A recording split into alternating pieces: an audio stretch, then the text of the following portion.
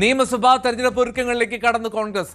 രമേശ് ചെന്നിത്തല തെരഞ്ഞെടുപ്പ് പ്രചാരണ സമിതി അധ്യക്ഷൻ, ശശി തരൂർ സഹാധ്യക്ഷൻ, ഷാഫി പറമ്പിലിനെ കൺവീനറായും ചുമതലപ്പെടുത്തി ഹൈക്കമാൻഡ്.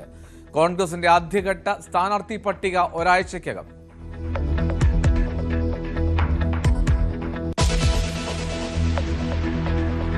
പാർലമെന്റ് ബജറ്റ് സമ്മേളനത്തിന്റെ ആദ്യഘട്ടം ഇന്ന് അവസാനിക്കും. രാഹുൽ ഗാന്ധിയുടെ അയോഗ്യത അടുത്ത ഘട്ടത്തിൽ ചർച്ചയാക്കാൻ ഭരണപക്ഷം. പ്രതിഷേധം ഇന്നും തുടരും.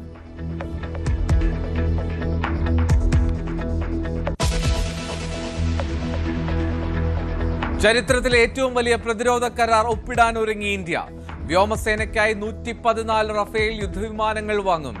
നാവികസേനയ്ക്കായി 6 P-8A പെട്രോൾ വിമാനങ്ങളും വാങ്ങാൻ ഫ്രാൻസുമായി കരാർ.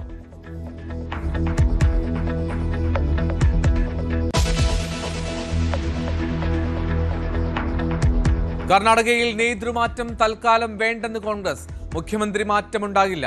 കേരളമടക്കമുള്ള സംസ്ഥാനങ്ങളിൽ നിയമസഭാ തെരഞ്ഞെടുപ്പ് അടുത്തിരിക്കെ അസ്ഥിരത ദോഷം ചെയ്യുമെന്ന് നേതൃത്വം.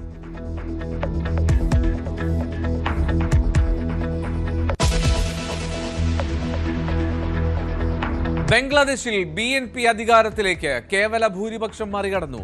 താരിഖ് റഹ്മാൻ പ്രധാനമന്ത്രിയാകും. ജമാഅത്തെ ഇസ്ലാമിക്ക് 50 സീറ്റുകളിൽ ജയം.